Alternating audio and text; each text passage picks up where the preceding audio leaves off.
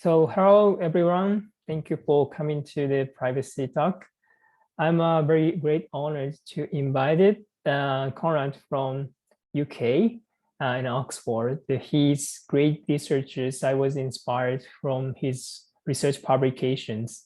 So that's why I'm asking him to join us together to discuss about his research before then. That's great to be honored. Thank you for Konrad to coming to this interview session today.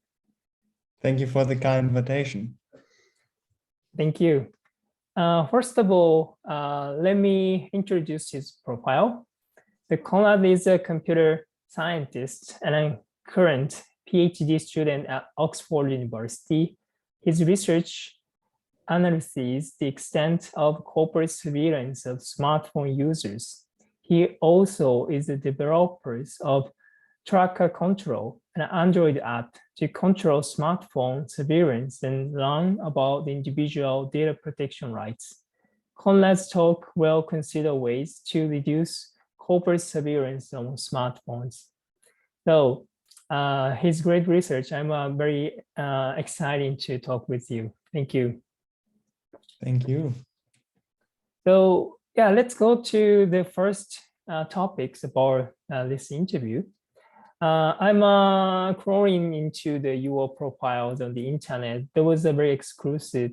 You got interested in the internet in early days. That was very inspired. I'm also really excited in the internet development through my life. So I want to ask you, so why did you get interested in the internet? Then this tamer, then why did you come to this field to research about these topics?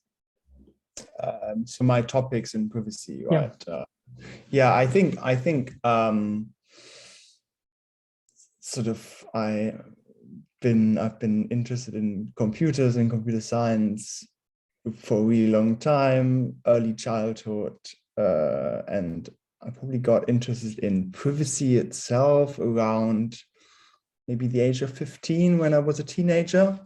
I wasn't allowed to have a computer at the time, so I instead got myself a Raspberry Pi, which are these, well, tiny computers that you can play around. And the thing that seemed really helpful for me at the time was to try to move my data from Google and other online services onto this little Raspberry Pi device, because I was a bit fed up with my data being somewhere where I can't control it, being locked into some digital ecosystem.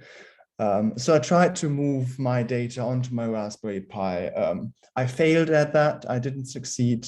It was quite cumbersome at the time. And things have been improving a lot over recent years. So that's really exciting in terms of privacy preserving technologies.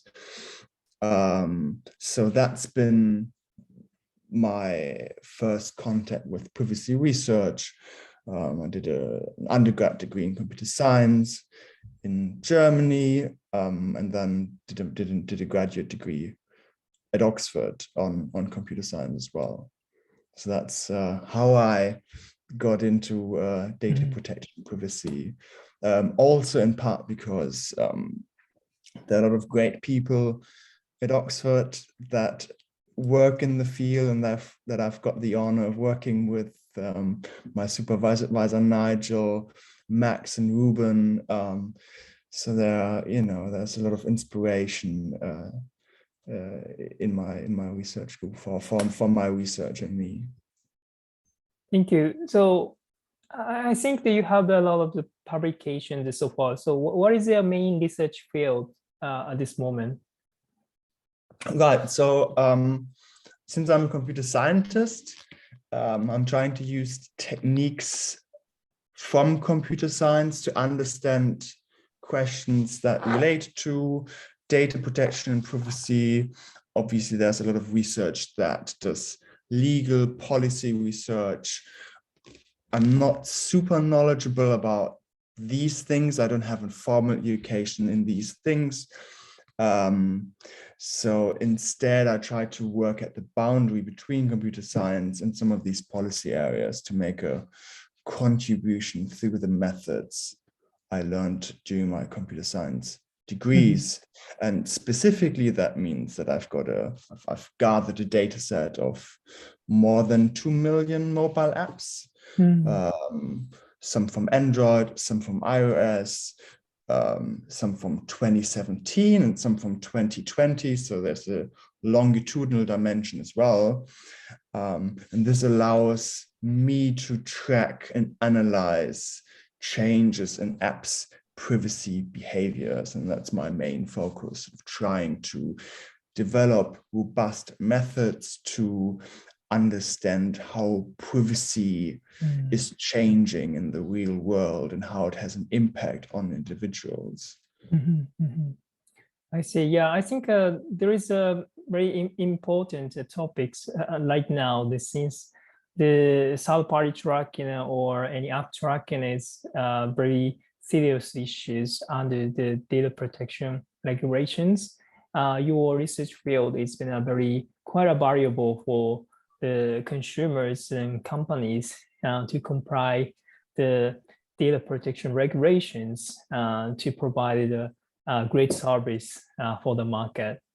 So the next question about the transitions, in terms of your publication, there is very deep insight related to the tracking analysis. So one of your paper is describing that the third-party tracking number is not decreased, even the GDPR has been started.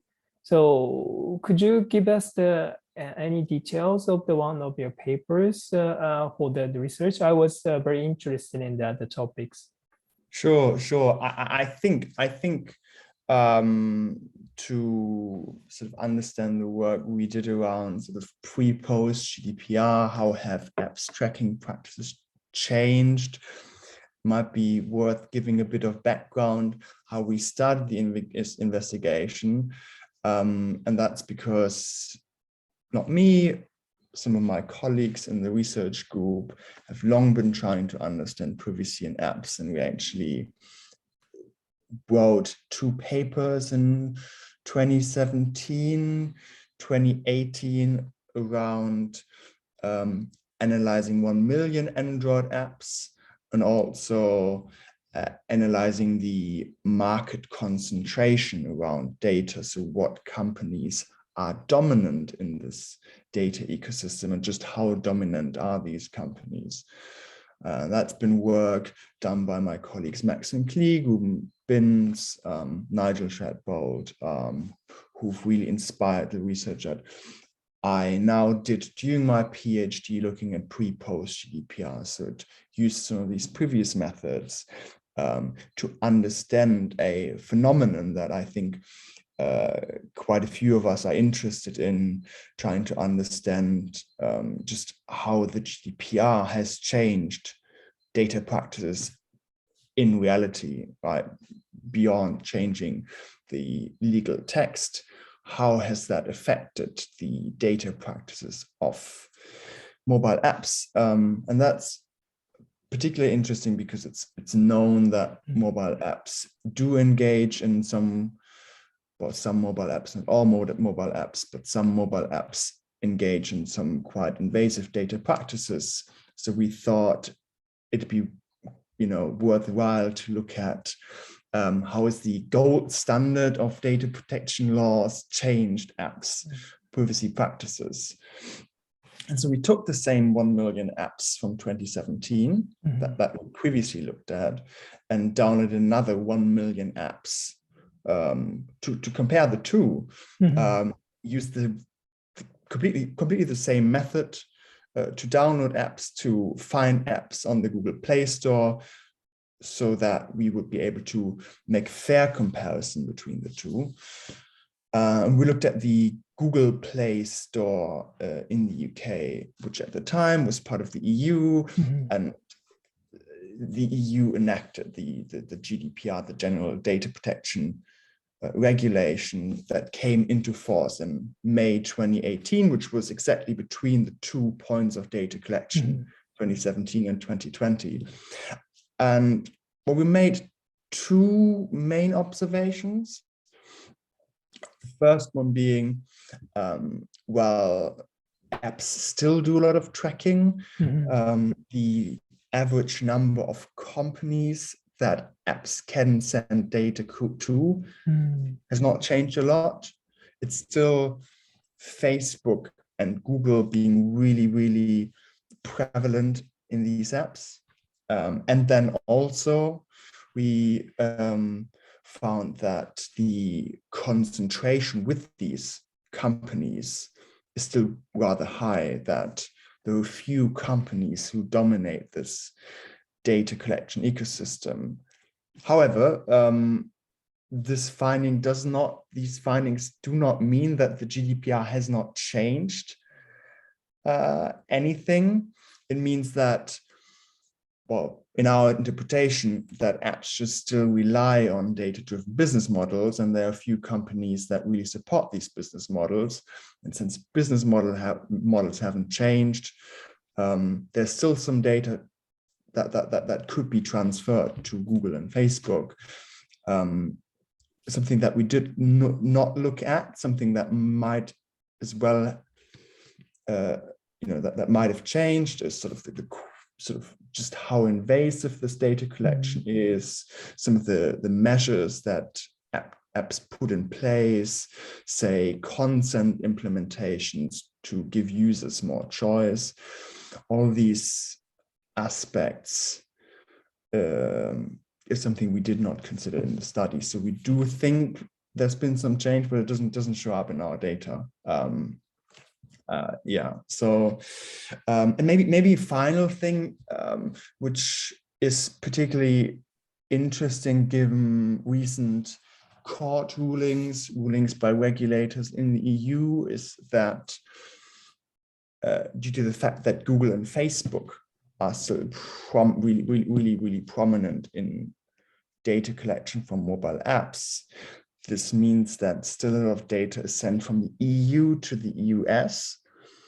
And that's not really supported anymore by EU law. There's been the Schrems II ruling that puts tight sort of restrictions on transatlantic data transfers.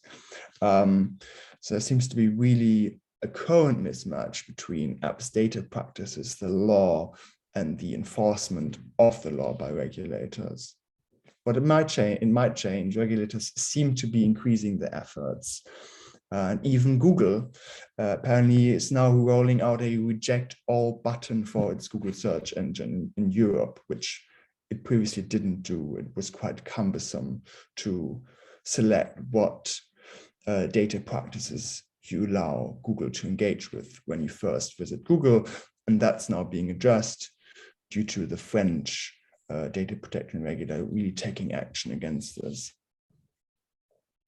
Yeah, I assume that your research is one of the good evidence. Even the Google, Apple, a lot of the providers of the data identify the trackers to the users, but it actually they are not doing the accurate to processing the personal data. That is very important to the notice for the consumer. Should be understood what is happening actually of your data. So the tracking is a keyword. Even a lot of other vendor is developing their own technology, such as the privacy sandbox or other related to the privacy protective other network, but actually it might not be works even tracking the lot of the through the network. So that is very scarce. So yeah, I learned a lot from the research. That is very impressive with me. So the next topic it's a very close topic, but actually a little bit different angle, which means the dark patterns. I think there is a very important topics as well. In Europe has been started to discuss about this theme in accordance with some of the digital regulation, as well as the in the US and in California is a very strong requirement the enterprise to avoid the infringement of the consumer nudging designing the processes for that. So in accordance with your article, you said it's the dark pattern has been the big impact for the users in some ways, such as well-being or other perspective. So my question is, what is the issues of the dark patterns with the privacy, and how we can solve that issues from your perspective? Well, I think it's going to be really difficult to try to solve these questions, but maybe first coming to the issue of dark patterns with privacy. There are probably many. Two stand out for me, and the first one being, we all know that sort of from browsing on the web. You visit a website, I just mentioned Google, and sort of first thing that you see on that website is some pop-up. It asks you whether you want to accept what's going on, and makes it really difficult for you to say no.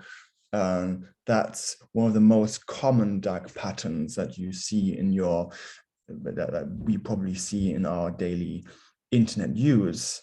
And then there's a sort of related problem around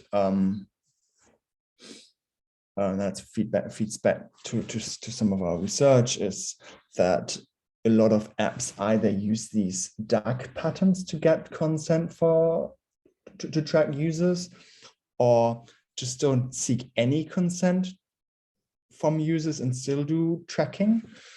And in both cases, there are pretty significant conflicts with EU and UK data protection law.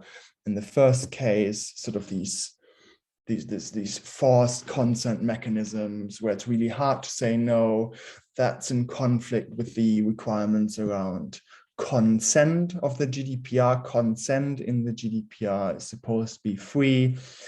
When it's really hard to say no, when yes and no aren't really equal options, it's arguably not free, and therefore not a valid implementation of consent under the GDPR. And a lot of EU regulators agree with that. There have been important rulings by the Belgian data protection regulator on the transparency and consent framework by the advertising industry, saying, well, you can't do it like that. You really have to sort of follow more of the rules under the GDPR. There's been the French regulator really pushing against some of the data practices by Google. I mentioned the reject all mechanism just now. So consent really must be free under the law. And then actually since 2009 in the EU and UK, there's been an amendment to the e-privacy directive, Article 5.3, that says that accessing and storing information on users' devices needs consent unless this is strictly necessary, and tracking isn't usually strictly necessary, which means that essentially all tracking needs consent in the EU. Now, we did some research about that suggests, well, actually a lot of apps don't do that. And so there's really this question, what do we do about these dark patterns in apps, given that it's so hard to say no? And we've been exploring a couple of solutions to do that. One solution is this idea which we called Grease Droid. To begin with, we're framing it a bit different as mobile app extensions more recently. But the idea is to make minor modifications to sort of the default behavior of apps, so as to avoid some of the dark patterns that users are confronted with in their daily lives. and that works really well. It's promising as a sort of research subject to really study the effects of dark patterns on individuals. And we'd like to do more of that research in the future by looking at, well, what's the impact of an app on a user with or without certain dark patterns. And then sort of relatedly, I've been involved in developing this tracker control app, which tries to block those unwanted network connections to tracking companies by sort of establishing a VPN on users' devices. It's not a real VPN, it's only on the user's device, but sort of if someone installs the tracker control app on their Android phone, that user would get asked, well, do you want to connect to tracker control's VPN? And this sort of virtual VPN on users' phones and then allows the tracker control app to understand, well, to what companies do apps send data, also to block some of this data sharing. Yeah. So, yeah, two approaches that we've been looking into. Thank you. Yeah, there is still, it's very challenging then to solve the dark patterns. What is the dark? What is the patterns? It's not definitions, and each of that we should do more efforts to solve the issues. And you have one of the developers of tracker control app. That was very interesting project for me. Then could you give us the details of this project? Then what did you achieve through the project for that? Sure, yes. So as I alluded to, it's motivated by it really being hard to understand what's going on inside apps in terms of data practices. And so we as researchers look into it, but ideally this should be information that everyone has access to. So there's a strong component in the app that's about transparency, making it easy to analyze apps data practices without having a PhD from Oxford or any other institution. And then secondly, it's also, the app is also trying to give users more choice over apps data practices, because it's really hard, because you've got all these dark patterns around consent in apps. So that's a related aim, and the tracker control app has been really helpful for our own research. It helped us do a paper on whether or not apps ask for consent to tracking, which I mentioned apps need to do before they do that. And it was quite interesting to see that actually 80% of the analyzed apps share data with tracking companies, but less than 10% asked for any form of consent before doing that. So there seems to be a rather large discrepancy between apps observed data practices and apps compliance mechanisms in practice. So that's been an exciting application of the tracker control app. We've also been sort of helping others assess data practices in apps from the tracker control app, such as Citra, which is the Finnish Innovation Fund, reporting directly to the Finnish Parliament. They did a study with the tracker control app. They also used other methods to analyze data practices, but they also used the tracker control app to understand apps data practices with 15 high-ranking Finnish politicians and journalists. So that's a super exciting area to be contributing to with the tracker control app, just trying to make access to insights about apps data practices as easy as possible.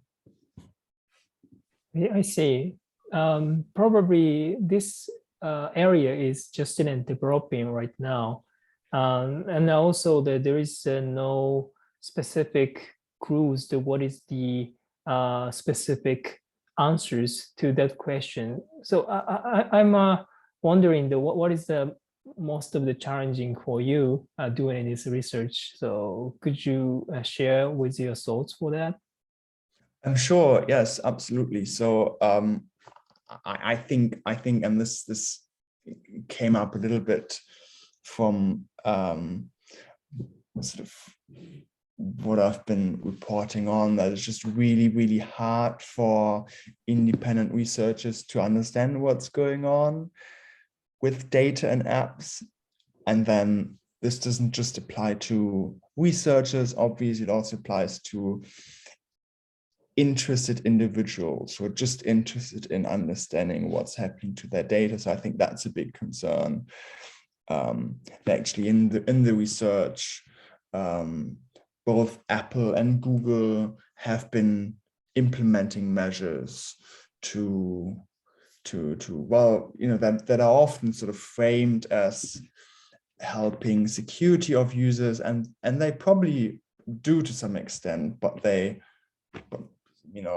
many measures sort of such as locking down the iOS ecosystem, making it really hard to uninstall apps from sources from outside the App Store, in turn make it difficult for researchers and other interested individuals to do arguably good things and understand what's going on with data. So yeah, at least as a researcher, I would say transparency remains a big problem in privacy and data protection. Thank you. Yeah, in terms of the Apple, then Google has established their own neutralization level, but the Google is recently announced the same the Apple down in the their portals. However, only research, their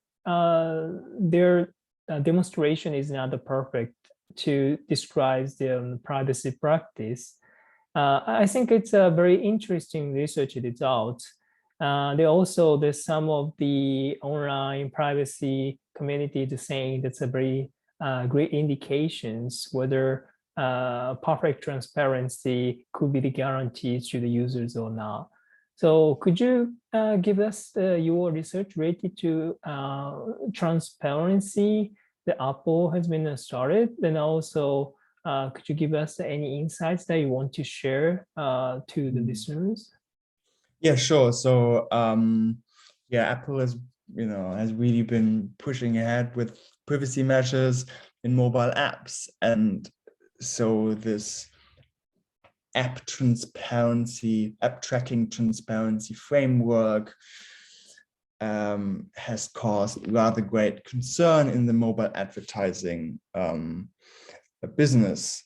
And that's part of why we thought it might be very worthwhile field for investigation, and looked at a range of iOS apps from before and after Apple's recent privacy changes. And what we found was that sort of, first of all, Apple's promises in improving privacy for end users seem to be true to some extent. It is sort of when users in apps say, I don't want to be tracked, then we confirm that apps don't have access to the IDFA anymore, which used to be an identifier that could be accessed by apps to track users across websites and other apps. So that's good. That's good for privacy. That tracking, unexpected tracking without consent, has become a lot harder. What I would say, though, is that I found it rather surprising to see the response by the advertising industry to Apple's changes, because as I mentioned earlier, EU and UK law require consent to tracking since at least 2009. So making technical changes on Apple's side to support that shouldn't be wholly unexpected to some of these companies working with data. There are also a few concerns around Apple's changes. So while we think it's an improvement for privacy, a lot of apps still integrate tracking libraries, and Apple also foresees a few loopholes to how it defines tracking. For instance, it excludes tracking that isn't focused around the individual, but rather around groups.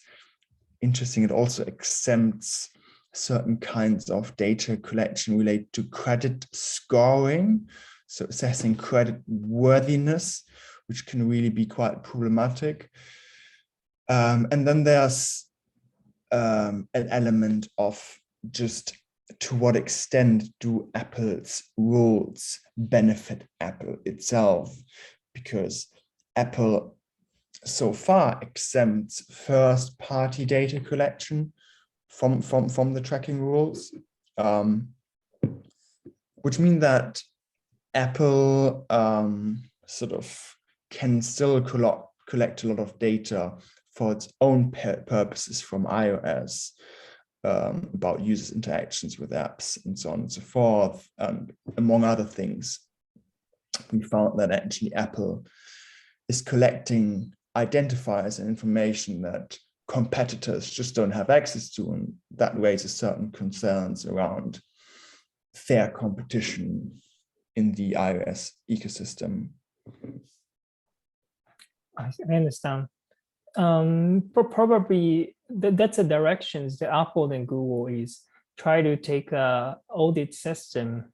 Probably the internal operation that Google is developing its own automatic processing of the app tracking, whether the app is been submissions is been working correct or not. They make an automatic judgment. So do you think those big tech companies should take an audit the app applications the developer wants to submit it through the stores? There will be the it's a kind of the guardians, the auditors, to look at the app correction. Or do you think there is any other solutions to provide a more transparent and more data protective approach for the app stores, the app distributions? So what are you saying? What were you asking is whether we should be relying on these big tech companies to check for data protection? Well, it's obviously tricky, right? Because I feel like from the example of Apple, we see that Apple is really powerful in having effect on privacy measures in apps. It has improved apps' privacy practices, arguably, but there also remain these concerns around fair competition. So I guess it's a tricky balance, but it probably must be admitted that these companies really have the expertise to work in their ecosystem, and that it might be quite difficult to have someone else build up the expertise that is required to audit iOS apps. Something that we've been discussing with the UK competition regulator is thinking about approaches to have more independence in these review processes.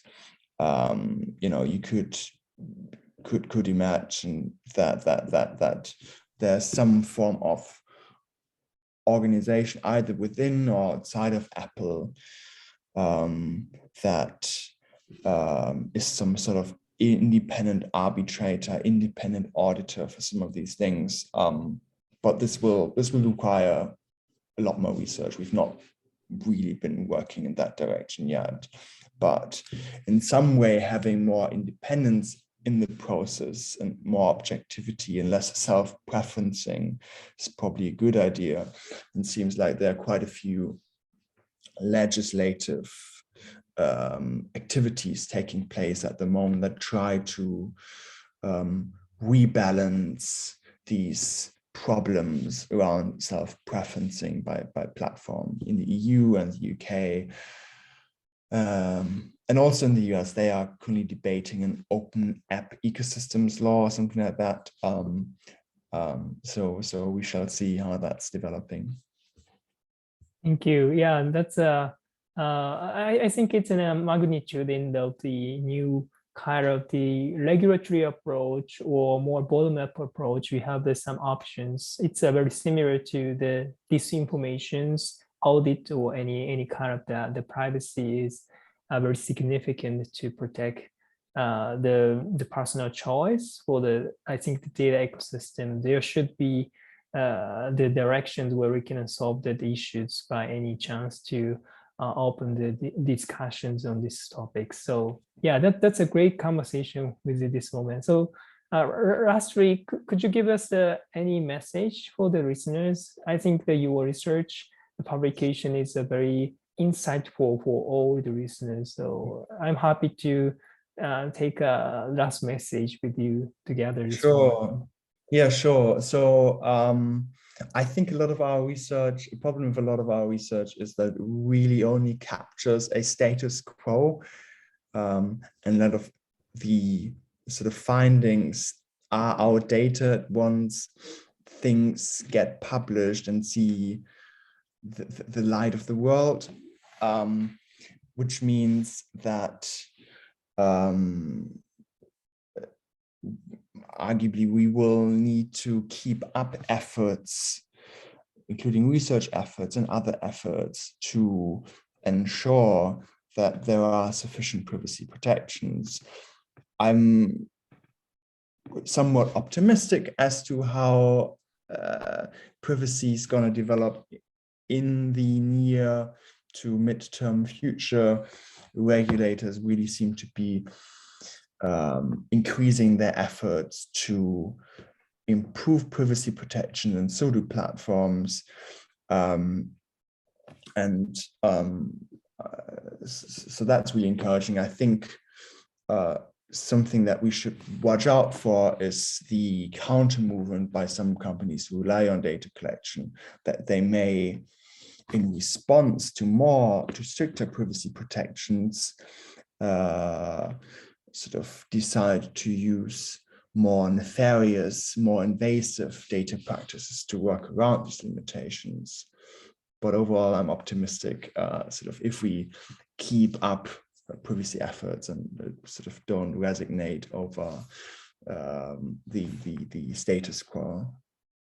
Yeah, thank you.